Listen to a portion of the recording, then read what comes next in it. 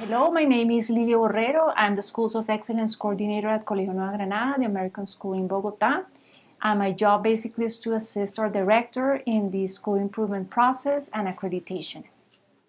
In the Schools of Excellence process for accreditation, we need to do a very thorough analysis of student performance data, but also of the survey responses.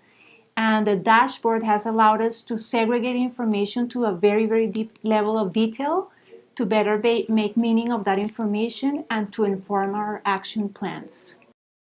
This one is a very, very helpful dashboard because it has a lot of information, but it also allows to see the patterns in time in terms of improvement of those areas in which we are strong and we become stronger, areas that have been kept like stagnant, and some areas in which there has been certain progress and for some reason we kind of went back a little bit. So this allows us to see at a glance all the indicators by stakeholder groups and by each of the school years, what was the score that we had. One of the great benefits of this dashboard is that we can fit the data very quickly and have this displays available like in about, I think that it took our data analyst about an hour, maximum 2 hours to upload the information in order to have this displays in the dashboard. It was really fast. Because in the way in which we receive the survey data, isn't that like meaningful? But as we upload that information into this dashboard, it becomes visually very, very rich. And also, in addition to that, the fact that we can dig deeper with the segregation of the data. The one thing when you're teaching pre-AP, the problem is the kids are coming right away in August, and they have a few weeks to decide if they're going to stay in the class or if they're leaving, they're going back to regular classes. So the way I've been using Dashboard lately is that I go and I gather all the information I can find about these students before we start school to give me a little bit of an idea. Who are my students? I don't know them. They're coming from middle school. So having that in mind, I don't use this to judge them, but it gives me a really, really clear idea. Okay, this student may need a little bit more help. Also, something I've started doing last year that was really interesting, I started to cross-reference between my students' language results and the mathematics results. They're doing a test, and all those higher level thinking questions, they're not doing well on those. So then when I started cross-referencing their language results on dashboard there, it was because it's really convenient. You have everything in front of you. I realized that some students struggle in language, in reading and in reading comprehension, which may transfer in their mathematical problem solving. So I've started to kind of address those problems individually with those students. And having the dashboard is that I have all that information in front of you instead of going to Skyward to 4 clicks away and having individual students rather than having everything gathered in one very convenient place. My name is Luis Gabriel More. I'm Latin American Studies teacher and Colombian Social Studies teacher. It's quite useful because I can make comparisons between my different periods. Access to dashboards is provided by links that are shared through a Google Drive or emailed out at times. The server is password controlled.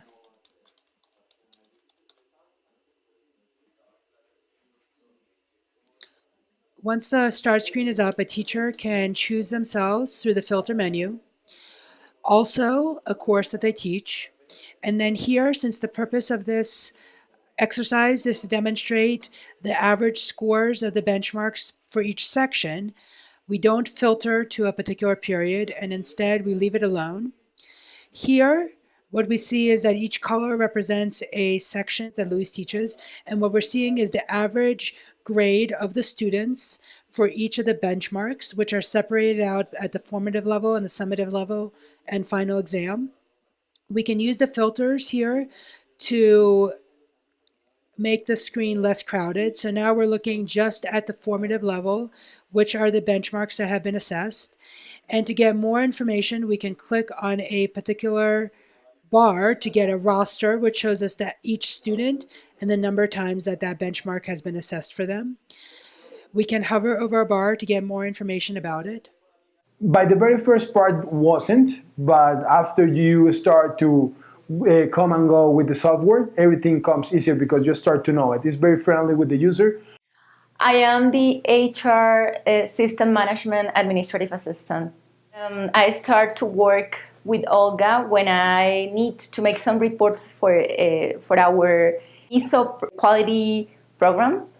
And I start to make graphics, and I start to be really excited about using it and learning it. No, because I usually used to work with Excel before a lot. And this is like a simple way to use Excel, or an advanced way to use Excel. So the tools are really similar, and the way that you're going to use it and you're going to learn to use it is going to be easy for you because you are used to the kind of, or the way of the tools. So it has been really easy. Okay, our idea is, or what I'm trying to show to the department is to create reports on real life, like on real time. Right now, sometimes I have to take the information from our database, and I have to work with it, and I have to plan the reports with time. My idea is our idea is to implement the tool daily. We're still working on that, but it would be awesome to do that. Well, my name is Aaron Geringer, and I am a math coach this year for the elementary school. Is that we get a lot of summative data at the end of the year, when it's too late, and what can you do? And you give it your best shot, you use your formative assessments to guide your instruction, but when it comes down to it, you need something that's more encapsulated within the instruction and more closely tied to the work that's happening in the classroom. Big tests have their place and they have their use, but for day-to-day meetings with teams, it's helpful to have a beginning of the road and to say, okay, this is the reality of our grade and this is where we need to be, and to be able to have something that can help us measure through. So what we were hoping to use with the software is just keeping track with checkups, with formative assessments, with anecdotal records that we can then turn into a rubric score to see kind of how kids are progressing before it's too late, before we get to the end of the year or the end of the unit and it's time to measure, and yet we're not quite sure if the kids are there yet. So I could see this kind of dashboard software being helpful in just being able to make more frequent course corrections along the way within a unit of study or within a trimester or semester, because the data is right at your fingertips. Well, we're playing around with the professional learning communities model, and it's all data driven. Really, when you look at how teams of teachers make decisions, it should be based on data. And so being able to quickly parse data or dig deeper into the data sets as they're given, and to be flexible in how the data is displayed, or even right in the meeting, shift things around to see if the hypotheses that we're making are really true. I could see the power in that. I could see how that would really lead teams to better decisions, and by better decisions, better teaching. We collect our pre-assessments and then we say, okay, well, what's the plan? And then we start working towards that, and we collect formative data in whatever way we kind of feel is best for measuring towards that end goal.